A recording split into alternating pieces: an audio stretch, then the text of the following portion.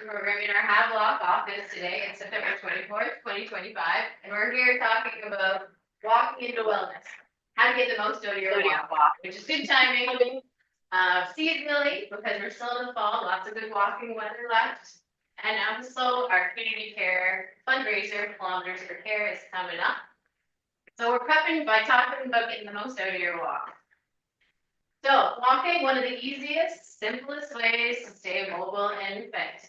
A lot of us work this into our exercise routines to try to add up to those 115 minutes a week.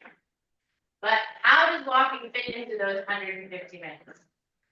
Because we are supposed to get 150 minutes a week.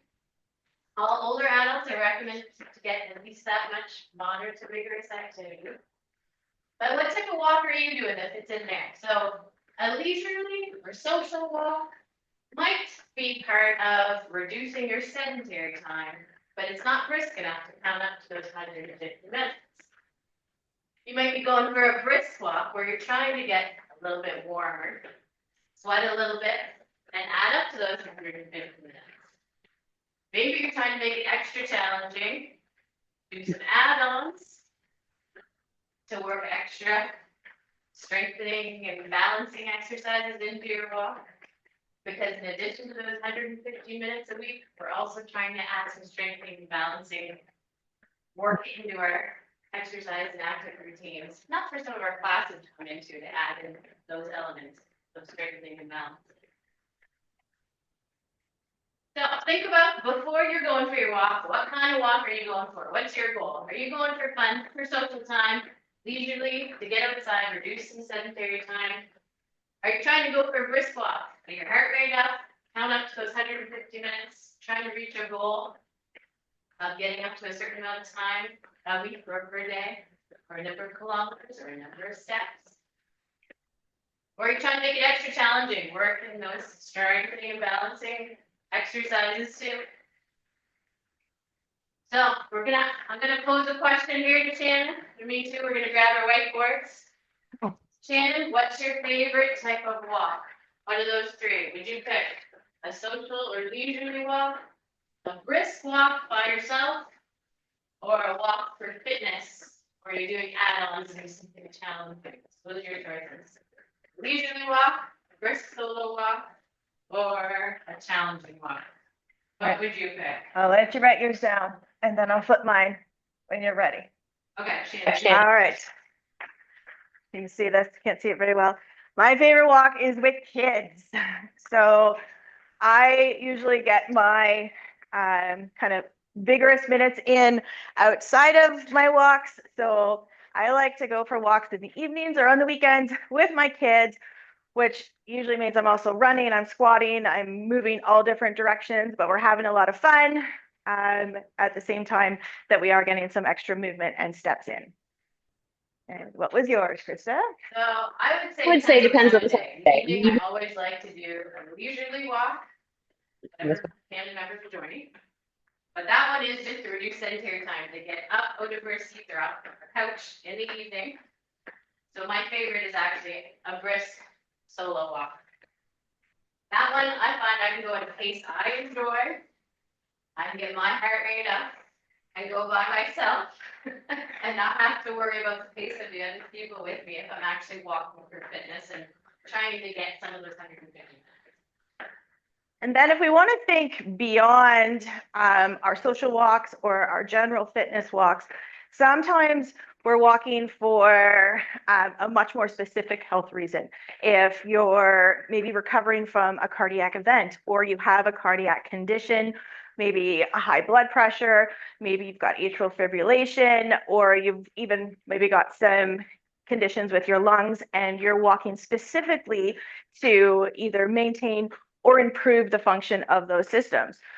So if that is your goal, you might take a completely different approach to this. It might be a little bit more planned with some more specific numbers and paces and levels in mind. So if you're just starting, if you're starting from ground zero and you're getting into a cardio program, a walking program, this might be a long-term plan for you. And when you first start, you may just walk for 5 minutes. You may walk for 10 minutes. But you want to gradually work your way back in, especially if you've just had some kind of cardiac event that you're not only physically recovering from, but you have to get your mind around and not be worried about it happening again. So in that case, you may start just doing a very easy walk, 5 minutes, build it up to 10 minutes, and see how your body responds from there. And there's a couple of things that we want to keep in mind if we are in that situation where we're thinking about our heart health and recovering safely. So the easiest way to think about it is your rate of perceived exertion, or how hard do you feel like you're working. I'm going to just pop up on the screen a quick scale here that we can use.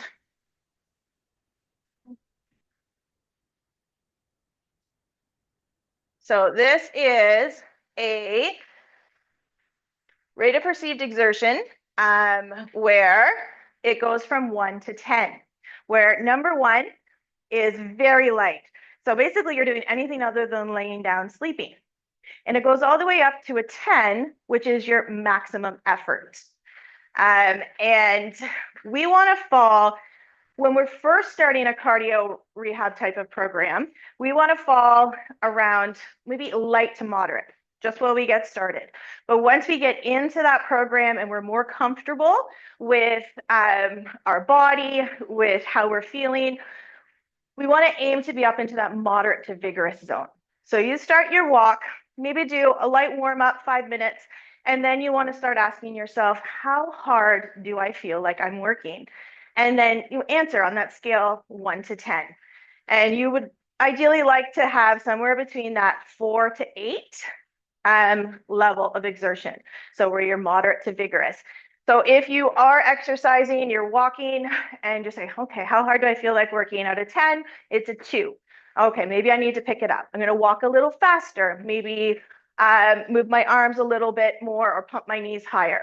Or on the other end of the scale, if I'm walking, I'm feeling really, really out of breath, it's hard to talk, and I think, okay, this is very hard. This is about a 9 out of 10. Then I'm going to think, all right, maybe I need to slow it down, bring the pace down. If you're on a treadmill, you change the incline so that you're falling again in that ideal range of that moderate to vigorous. So 4 to 8, maybe more 4 to 7 if you are recovering from any kind of cardiac event. I'm going to stop the share here of this one and then talk about a little bit more specific way to measure your intensity. So if you do have a fitness tracker or something that can monitor your heart rate while you're exercising, we're looking at a more specific range. We can look at a target heart rate of about 70% of our maximum heart rate when we're going for our walk. So the simplest formula to calculate that would be 220 minus your age, and then multiply that by 0.7, and that's going to give you that 70%. Or if you're looking for a little bit more accurate, recently they've come up with, if you take 208 and subtract 0.7 times your age, that again will give you a good, that's your max heart rate, and yeah, that's your maximum heart rate, sorry, and then 70% of that. So you could watch, if you have that fitness tracker or you have a way to track your heart rate, whether you're counting beats per minute on your wrist or your neck, try and fall within about that 70% range. That's where we want to be at if we're looking for the best cardiovascular effects on our walk. But I always like to say, use the rate of perceived exertion. It's the easiest way. If you're honest with yourself, when you're out for a walk, just think to yourself, how hard do I feel like I'm working? Rate it 1 to 10 and try and fall in that 4 to 7 range. Pick it up if you feel like you're at a 2 or 3. Slow it down if you feel you're 9 or 10, so you fall safely in that range. And doing a 30-minute walk, keeping those numbers in mind, maybe with a 5-minute easier walk at the start to warm up and a 5-minute easier walk at the end to cool down, is a really good place to be to maximize the cardiovascular benefits of your walk. All right, so before you go out onto your walk, you want to prepare for success. So I'm going to pass this one back off to Krista to start us with some points on that. So just some practical, very easy, simple things to help prep for success. We already talked about plan for what kind of walk you're actually aiming to do. Second part would be some of the actual physical prep stuff. One, put it in a calendar. A lot of us still work with paper calendars. I'm online too. Just the act of putting it and writing it down as an expected activity in your routine will help you get it done. And it will prepare you for success here. And if you do it this morning, we're actually more likely to get that exercise done in our routine. Simply because it's in the first of the day and nothing else interrupts it then. There's fewer things that can interrupt it. If we work in walks or exercise at the beginning of the day, we're more likely to be successful in part of our routine. No interruptions from family, from other commitments, or if you haven't eaten or drank enough that day, you can't start to feel icky through to the end of the day. So that morning session can really help. And you'll find most people that are in a habit of going for a walk do like to work it in the morning. It often fits into our routines better that way too. But just the act of simply writing it in a calendar can help us stay committed to ourselves to get that goal of making walking part of our exercise routine. Now, when we're walking, obviously, we want to have good shoes. So we're inside today on a flat floor, no debris around us. We both have, I'd say, for our regular indoor running or active shoes that we use. But if we were outside, we'd probably pick some different footwear. Now, footwear is different for everybody. And depending on if you have any foot or leg issues, obviously you might have some custom shoes that you like to wear, or orthotics. And if you do have benefits that cover those things, I encourage you to check it out, use them. But if we're outside as we're heading into fall and winter weather, making sure we have something with a good tread on the bottom. There are lots of easy slip-on shoes, non-tie shoes that many of us use over the summer, especially, or walking on flat drag pavements or inside around our houses. But a lot of those have very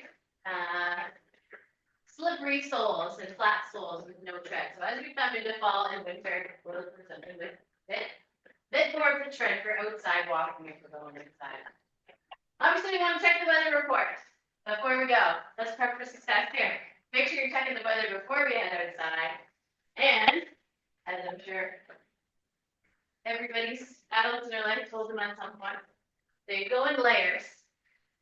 And I like to dress in something colorful. So my rain jacket, if I'm outside, I pick one that's colorful and has lots of pockets. Things to put in so I can keep it out of my hands. This one actually even has some air pockets underneath. If I need to cool off, I can easily open up a couple different zippers. If I'm getting too hot, and zip them back up if I get too cold. So I like a jacket with lots of zippers and pockets for that reason. And one more practical tip from me anyway is drink the water before you go on your walk. Making sure we're hydrated before we go. Especially when we had so many hot days in summer, you may have noticed yourself getting parched. And if you're already getting thirsty, you're probably already dehydrated. So drinking water before you head out on the walk. Okay, a whiteboard question to Shannon. In your opinion, do you think you need to do a set warm-up stretch before you go for a walk? So both of us are going to answer this. Do we think we need to do a set warm-up or a stretch before you go for a walk as part of our prep for success?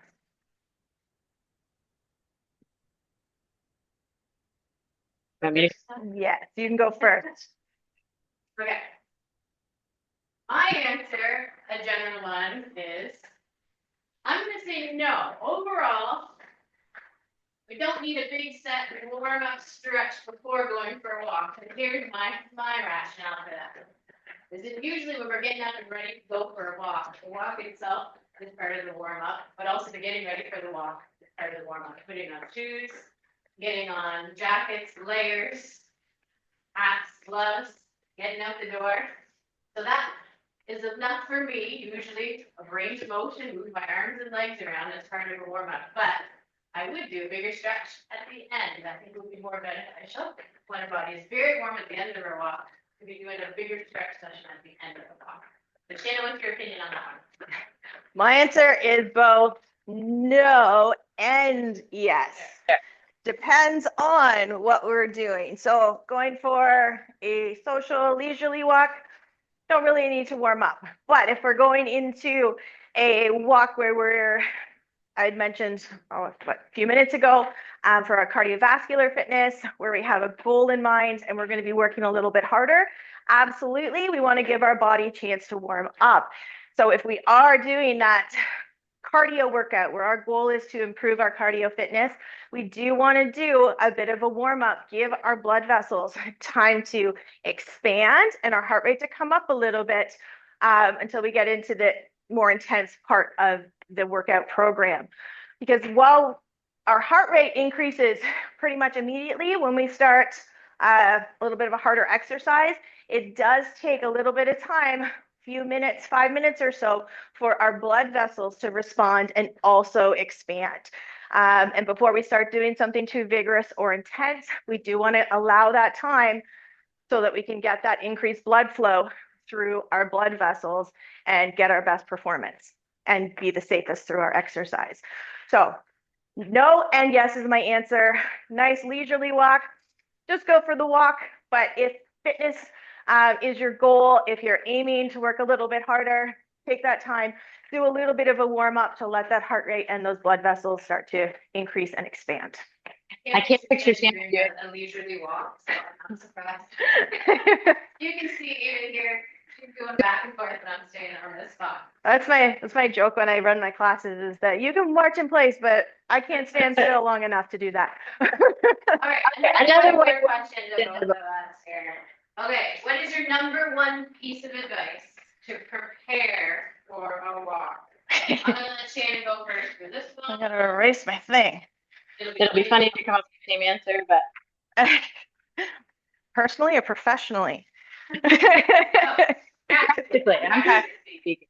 So, what's your number one piece of advice to prepare for a walk?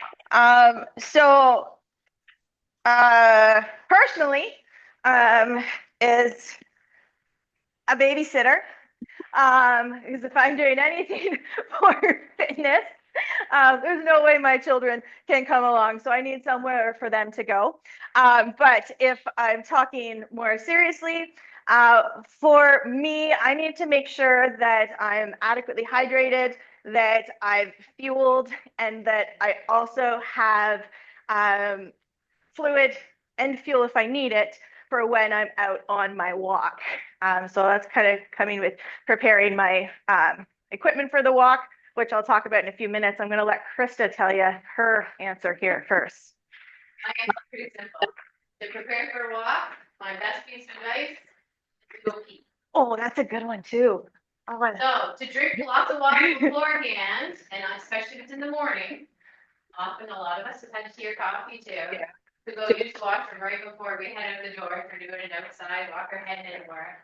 So it doesn't interrupt your walk, really, more than anything. So you can get your walk done without having to worry about where you might have to stop along the route.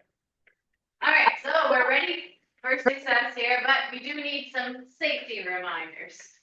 So one of the first things to talk about is obviously our clothing, and I'm wearing some bright colors today.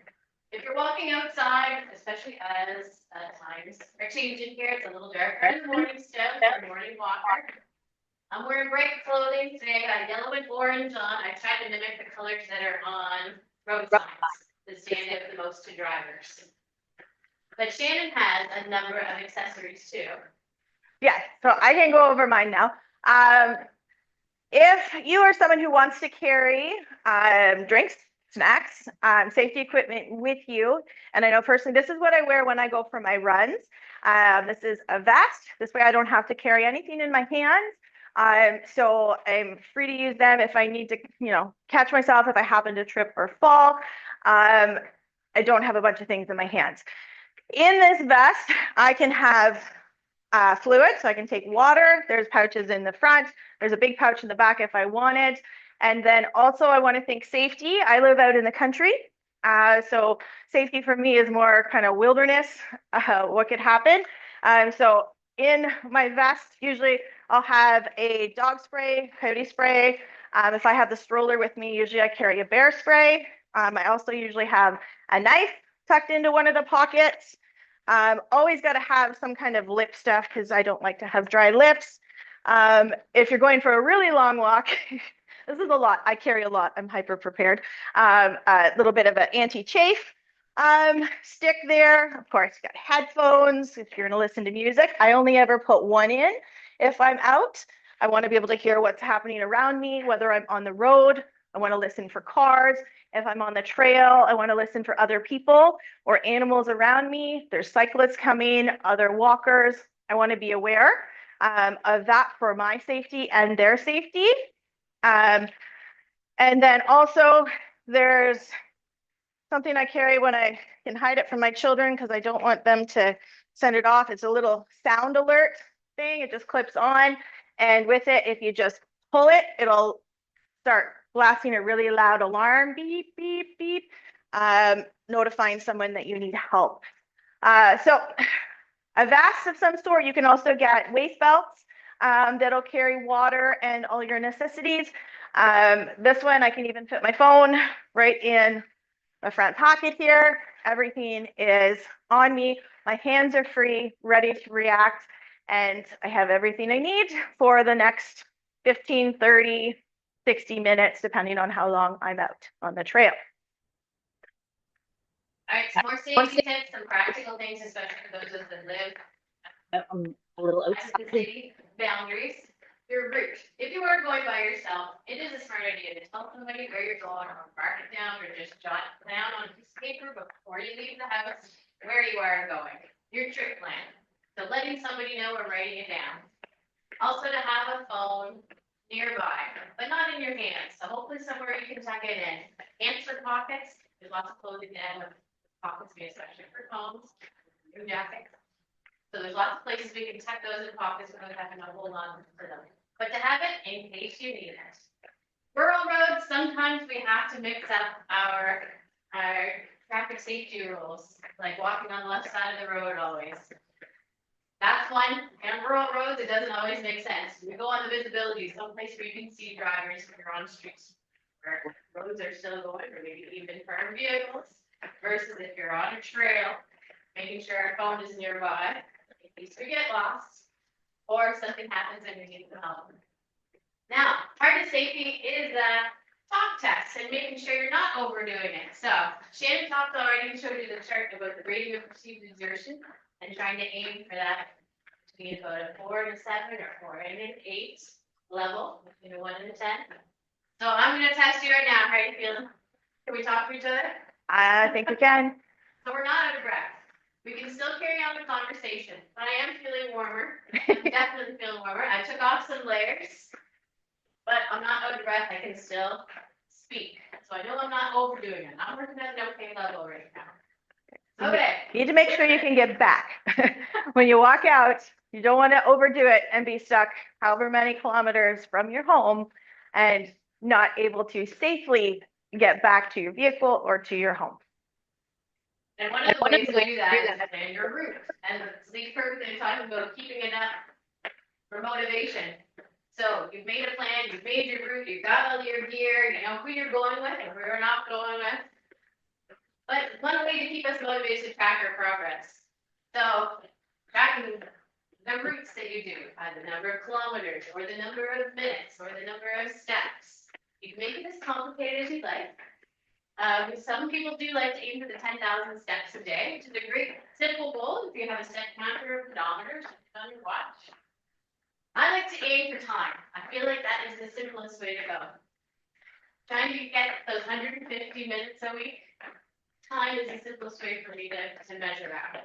But there's lots of ways to actually calculate your exact stride and how many steps you would take per kilometer. On average, there are about 1,400 steps in a kilometer for the average stride. If you're shorter, it's going to take you more. If you're taller, maybe a few less. But also, if you're doing a leisurely social walk, you're probably taking smaller steps. You're actually getting more steps, but not at a very high pace.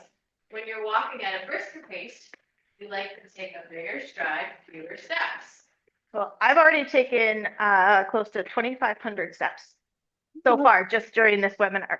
And I've already done About the same, actually. about That's how quickly it can add up. And just another, touching back to the route that Krista was talking about, not only is that a really good way of tracking how far you've gone, your progress, but also if something were to happen, you've told someone your route.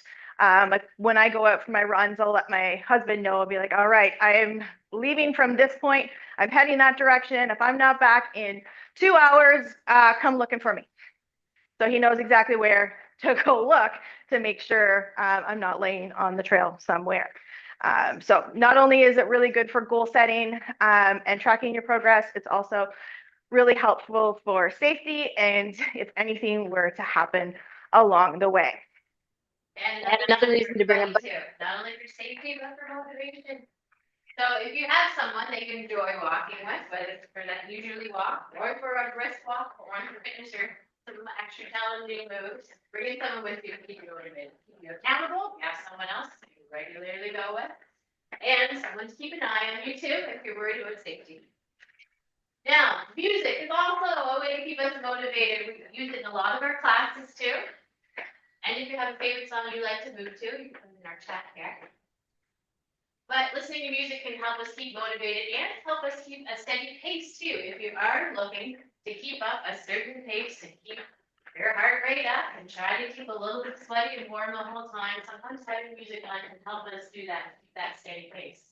But like Shannon said, for safety reasons, especially if you're outside with traffic around you, only having one headphone in, you're still able to hear what's going on outside around you.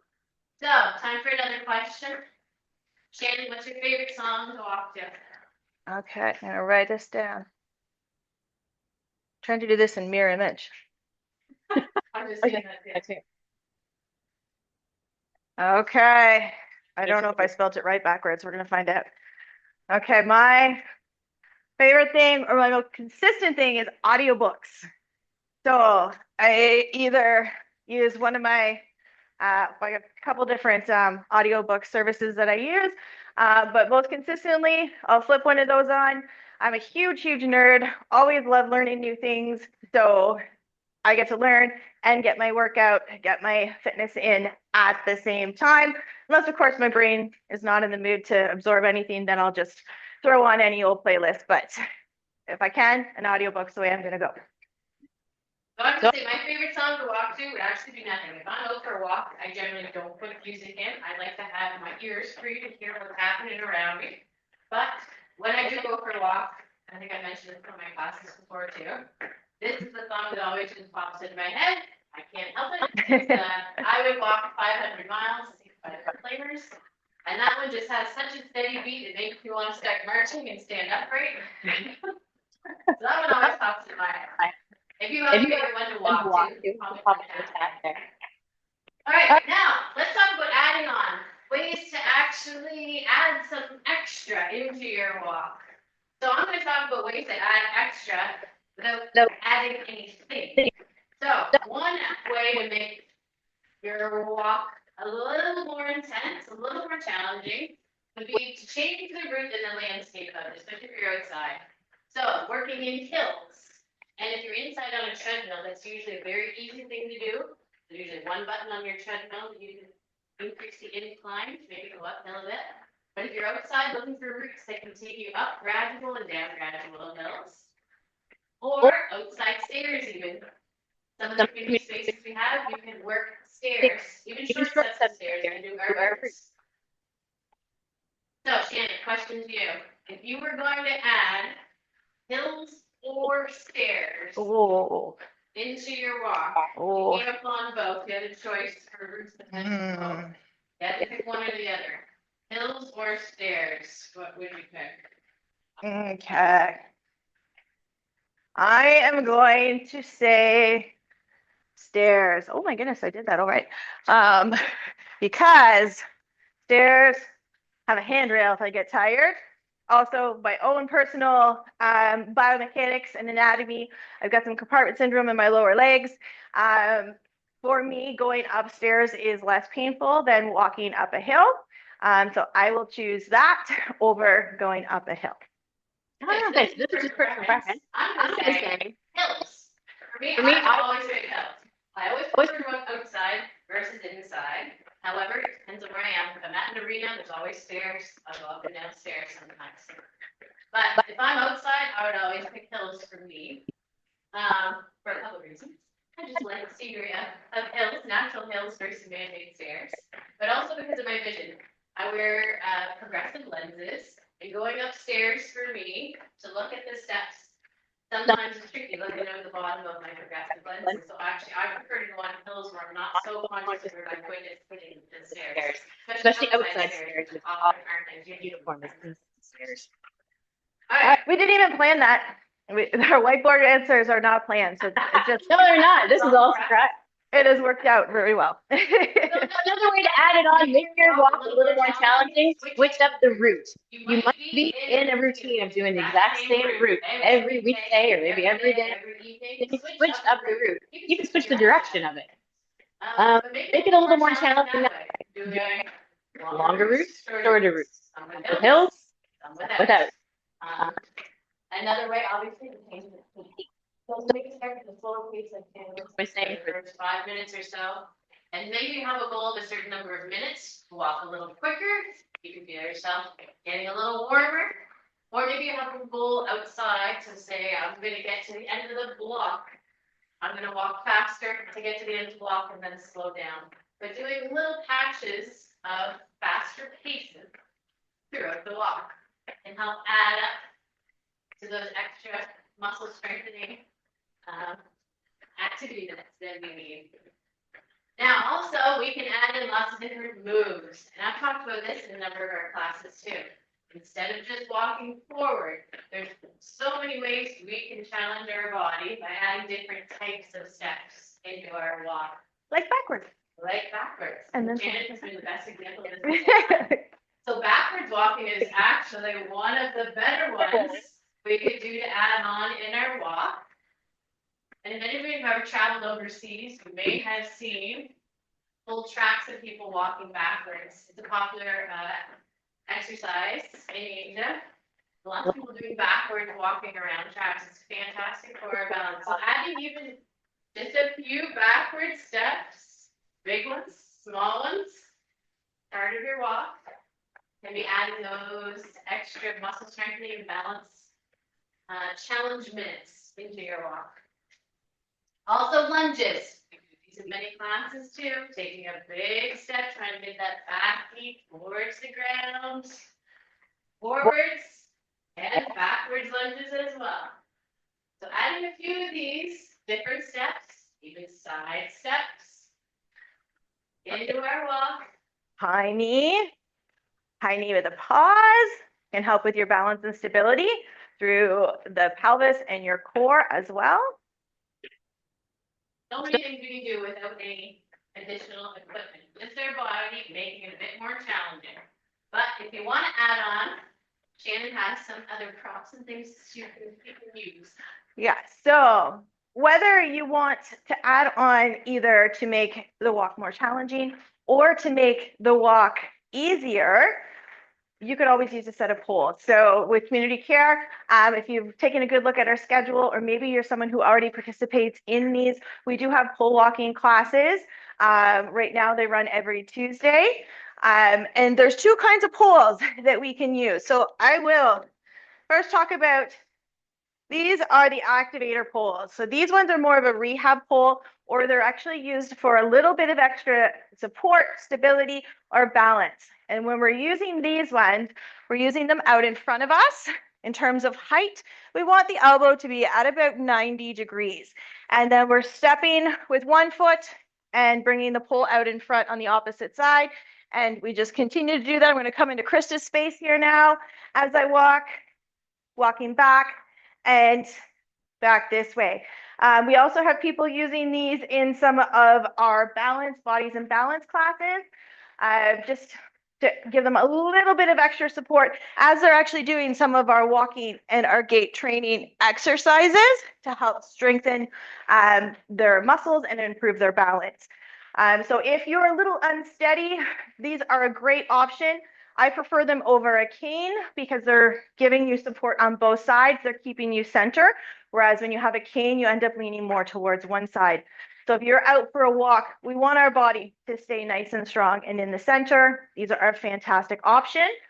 Not to mention, if you are in a slippery environment or you're on a trail where there's dirt, soft ground, you can take the foot off and there's actually just a little bit of a spike there that'll dig into that surface. On the other end of things, if we are looking for a way to make our walk a little bit more challenging using poles, these are our fitness poles.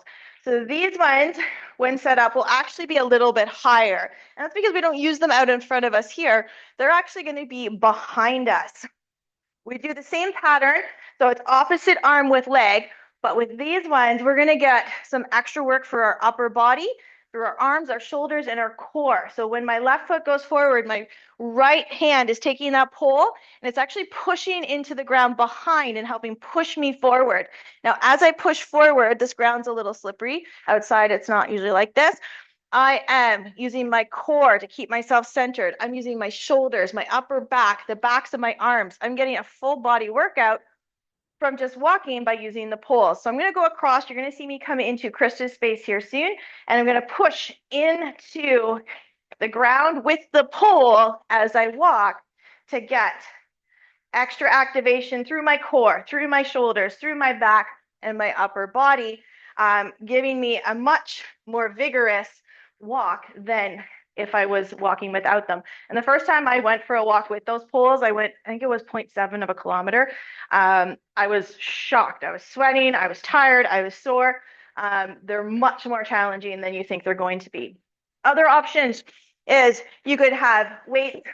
If you're using weights, I recommend more of a wrap weight, so one that will wrap around your wrists or wrap around your ankles for safety's sake. Having anything in your hands, you're less able to react if something were to happen. Of course, there is the option of a weighted vest if that's something you're really into trying at this point. But keep in mind, when you do add weight to your body, you are putting more strain through your joints, your spine, and your knees. So maybe that's something you want to stay away from and look at using something like poles or hills or stairs, changing your pace, things like that. Krista, I'm going to pose this. What is your favorite add-on accessory for walking? What do you like to take with you? She doesn't know what my answer is for this one. What do we like to take with us? Our favorite accessory for walking. So is this if you could only pick one thing? I'm putting two, but they kind of go together. Okay. Oh, maybe three. And something.